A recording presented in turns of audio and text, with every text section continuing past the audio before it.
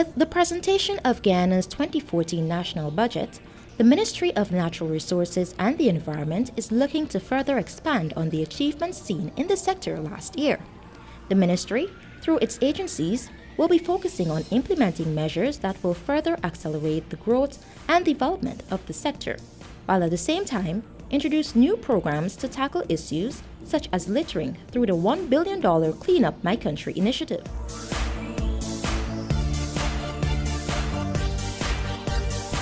This week on Dorado Shines, we will hear from those responsible for the development and implementation of policy in the sector and learn more about the targets for this year. Guyana is making more lands and resources available for mineral production and investments in the natural resources sector.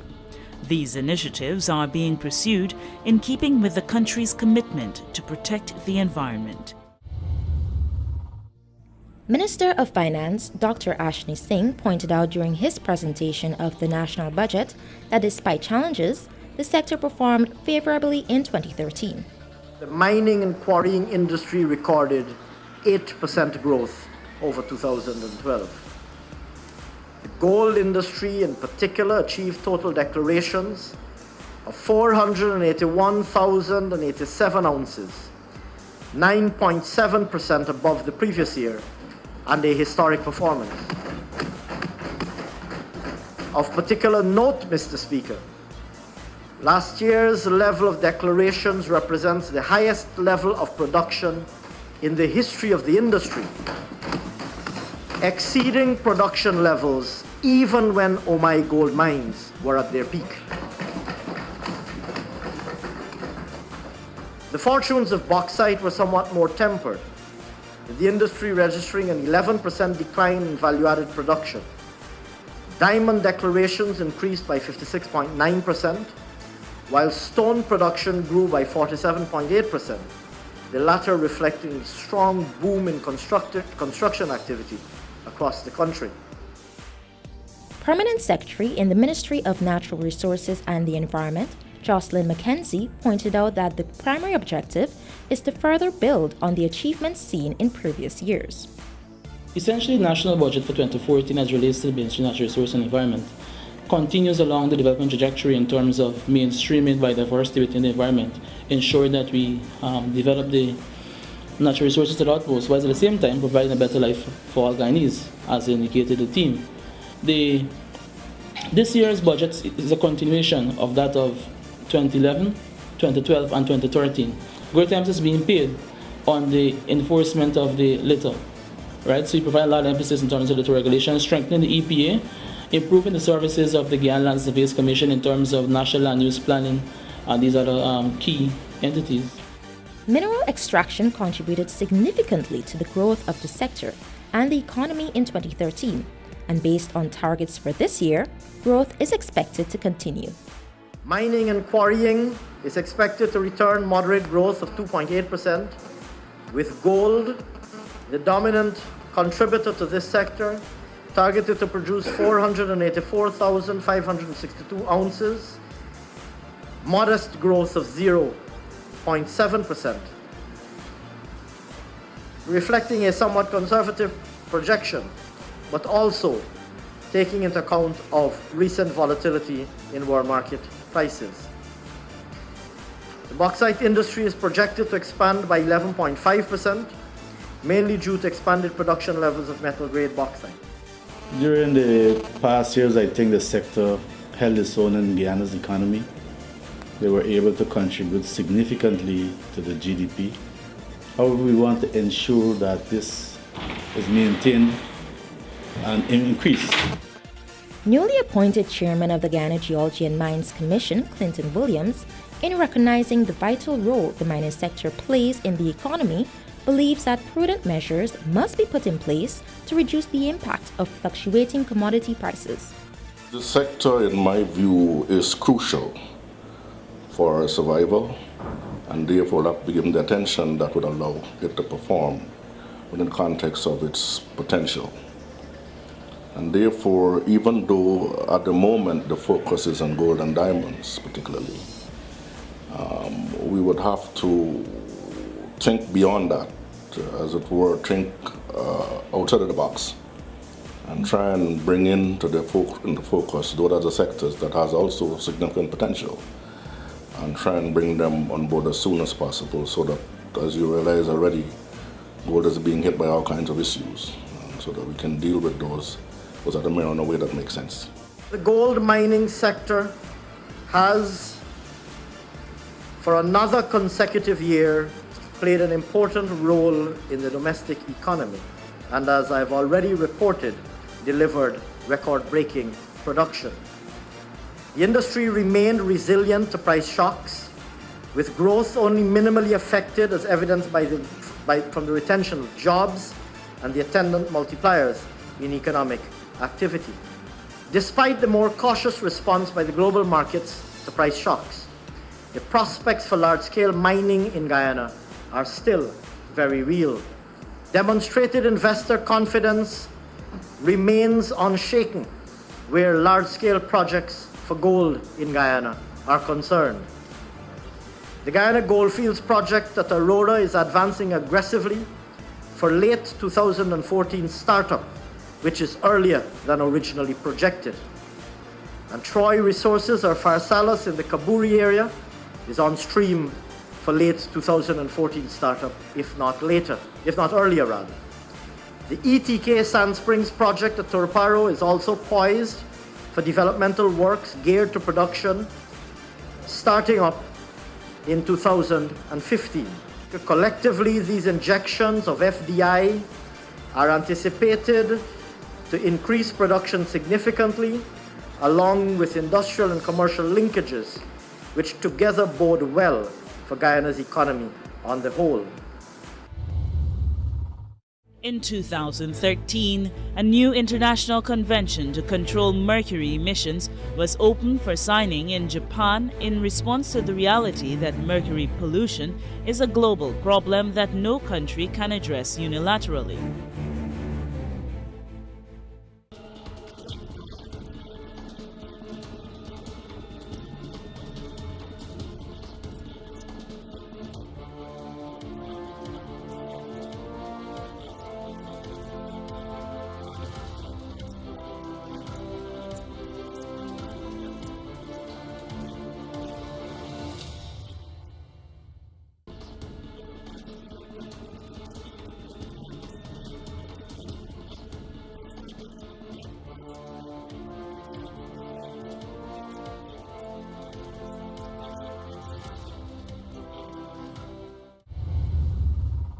Government continues to forge ahead with our innovative, climate-resilient and low-carbon approach to economic development, backed by our unwavering commitment to good forest governance and stewardship.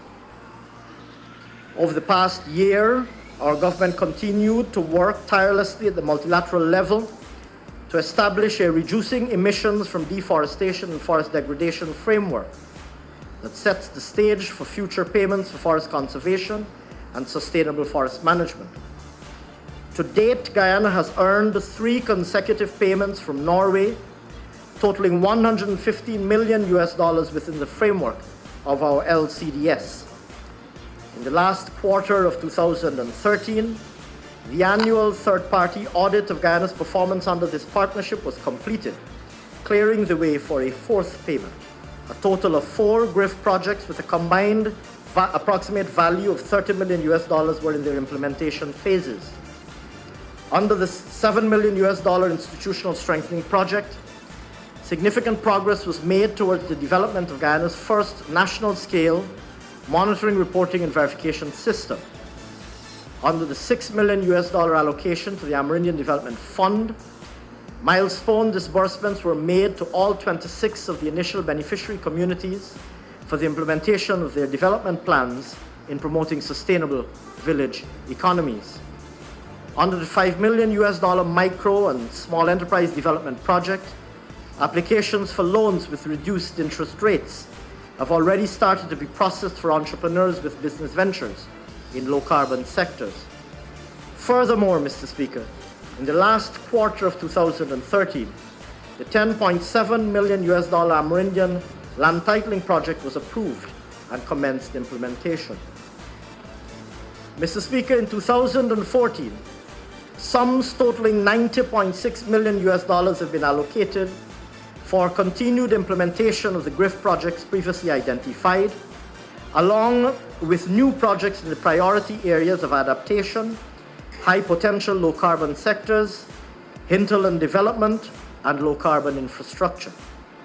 Specific new interventions are expected to include ecotourism development, aquaculture development, and rehabilitation works on the Kunya Canal.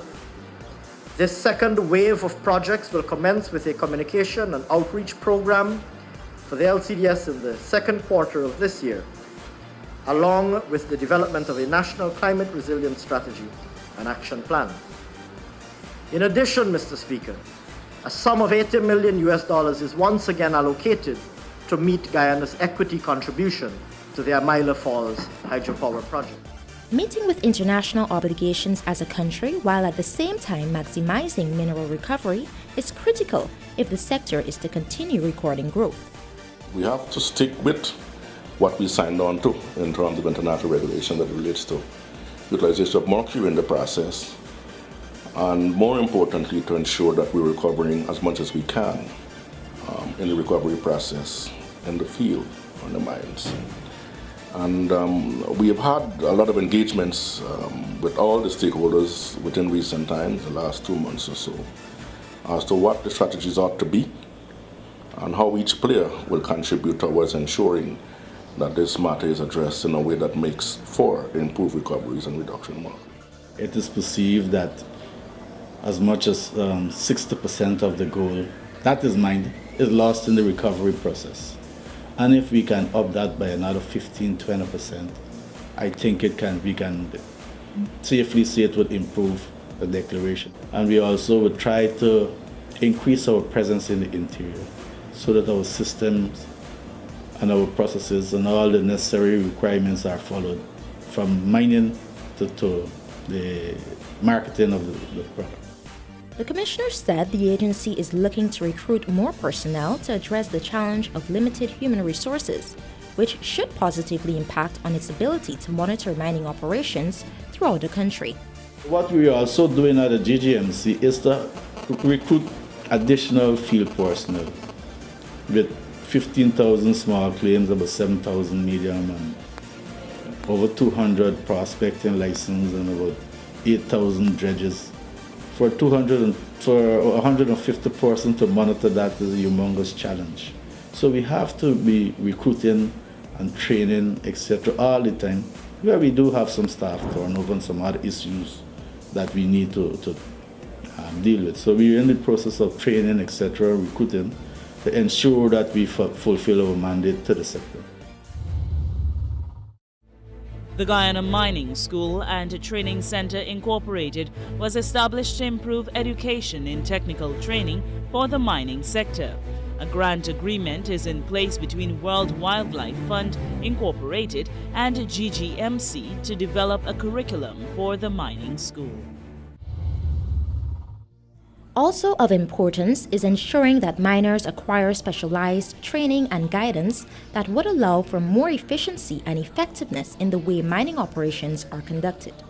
The training school, we believe, will help a lot in terms of ensuring that we can have increased performance by those people who wish to go into that particular sector. Of course, we've signed on to a number of international regulations as it relates to the low carbon development strategy, and one of which is environmental management, and obviously utilization of our resources, and making sure once we do that, then the minority areas are properly reclaimed and therefore reduce the impact of climate change. And so a lot of fund, I think $500 million, I think, have been set in the budget this year to deal with that aspect of it. The other thing is to ensure that mining is carried out in the correct manner. The miners invest in equipment, they go to a piece of land and they start working without the knowledge if there is sufficient mineralization for any economic benefit to be derived from their investment. And this is something we would work diligently with the mining school, with our geological services unit, and other support units to ensure that the miner understands how it is that mining should be done. Attention is also being given to issues which are negatively impacting the sector, such as security, which has been a major concern for GGMC and all stakeholders. The major challenge out there is security. It's not only security for the miners, but security for the officers who are out there collecting revenue, executing seizures for persons working illegally, etc. And he's very much alone. And the same people that he or she's supposed to monitor, the same person that they depend on to protect him. And this is one of the challenges that we face. Another challenge is that these operations are geographically scattered. All the operations, for example, in Madja is not in one small area. The Madja mining district covers as far as Ichirak, which is near the Kaichur Falls. Monkey Mountain covers the part of Kurbrang, Konaruk, and this is geographically scattered. And although we have substations out there, the whole perspective of the city is that they can't reach all of them all the time. You can go here, you can see that there's some breach of the regulations. They make a decision, but then they can't stay there. They move to another one. And as soon as they move, the people break the law, breach the ceasework order, and continue working. My understanding is that in this year's budget, the community policing groups have been allocated a substantial amount of money. We are hoping that with those funding, we can encourage GDME and the miners themselves to be involved in securing their assets, securing their property to the extent that we're all winners. Once we go there and we find something that is illegal, we will try and deal with it. But once we leave, they'll probably go back and do the same thing. So since the miners are the people who are going to be out there all the time, they have to be part and parcel of what it is we're attempting to do. So I would say that that's new in a sense, if it were to call it new, sort of system or practice that we hope will give us the results we're looking for. Greater emphasis will be placed this year on further implementing the ministry's strategic plan. This year's national estimate we see as allowing us to advance the strategic plan of the ministry, that is providing greater level of policy guidance to the agencies and coordinating the initiatives as it relates to environmental management.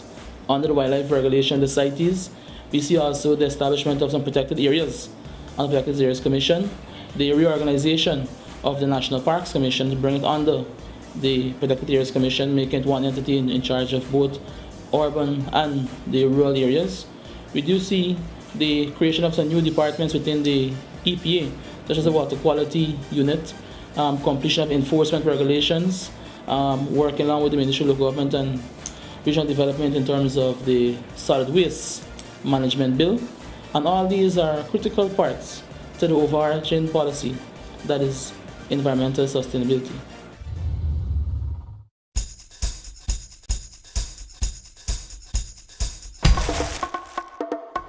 As business operators, we need to be responsible.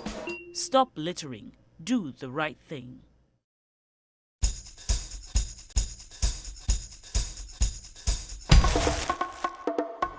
I always encourage the passengers not to throw garbage out of the window. Stop littering. Do the right thing.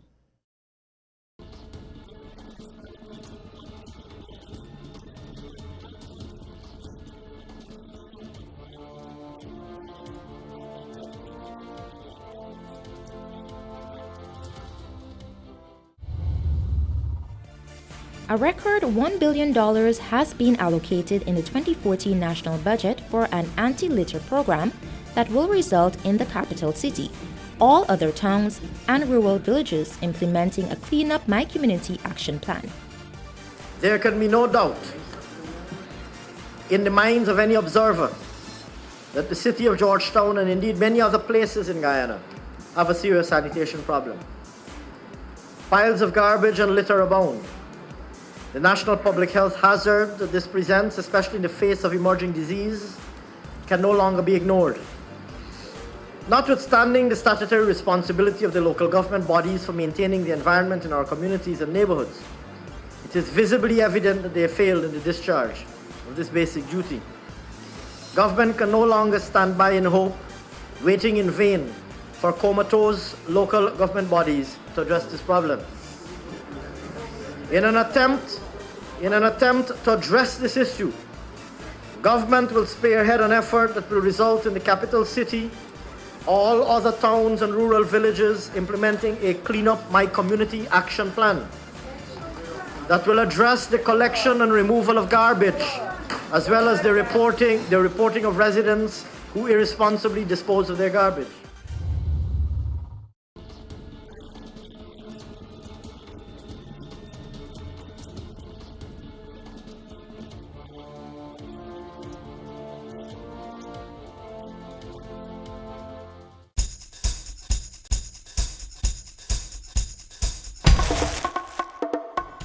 We must do everything we can to keep our surroundings clean. Stop littering. Do the right thing.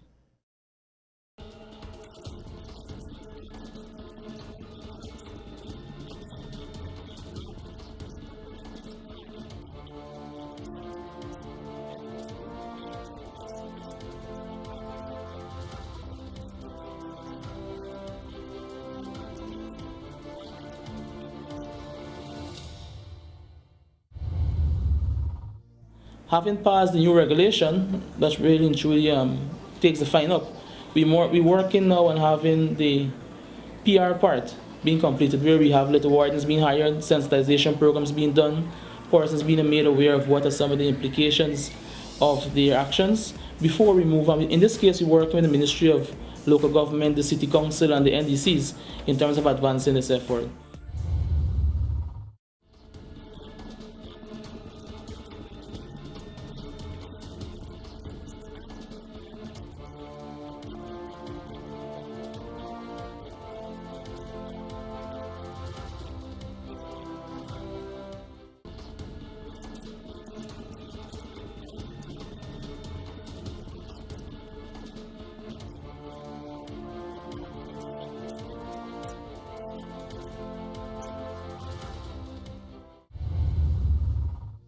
Efforts to ensure the ministry and its agencies operate in an atmosphere of transparency and accountability will intensify in 2014.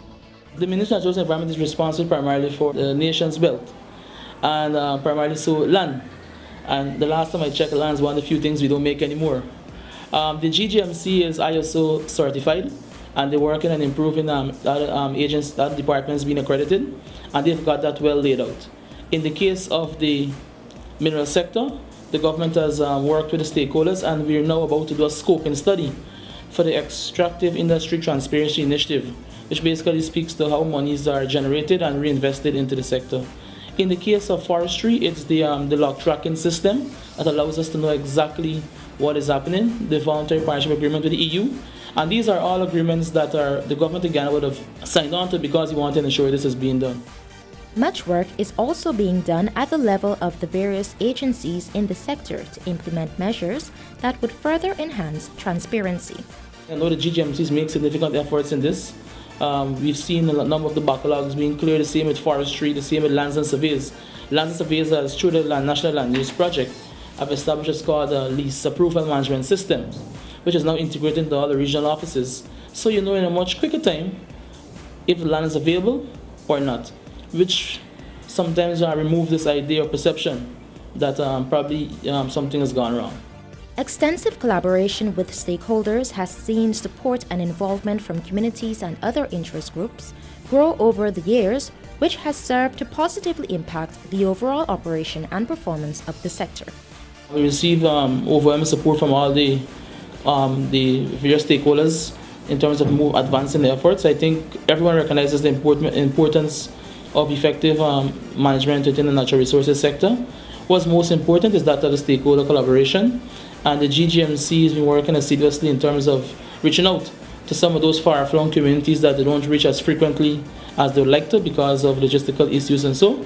And we've seen them coming very much on stream. We've seen them working very much with Armenian communities, and the amount of complaints that were received have significantly reduced.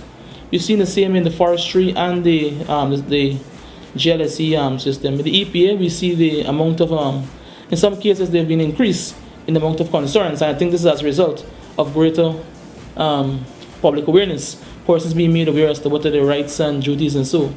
We have an open door policy at the Commission. If there's any challenges, technical or otherwise, the miners are faced with, they're free to come and visit the GGMC and get any support. I would also like to encourage them to be au fait with the Mining Act and regulations to avoid any breaches and any unpleasant situation they may encounter during the operation. So, and those that understand the law, they should try to abide by these regulations as best as possible.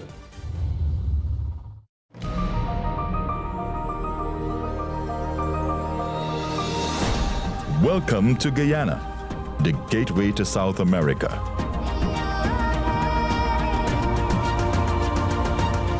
A pristine haven of abundant natural resources.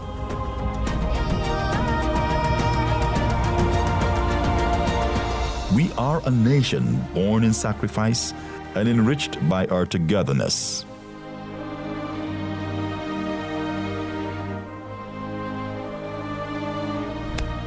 When we play, we celebrate every effort.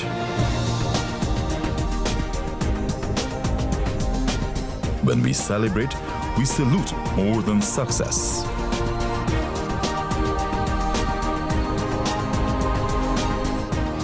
We exude our right to move forward.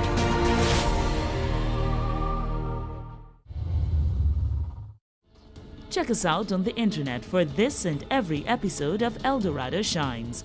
Just go to YouTube, search for El Dorado Shines and start watching. Or like us on Facebook and receive instant updates.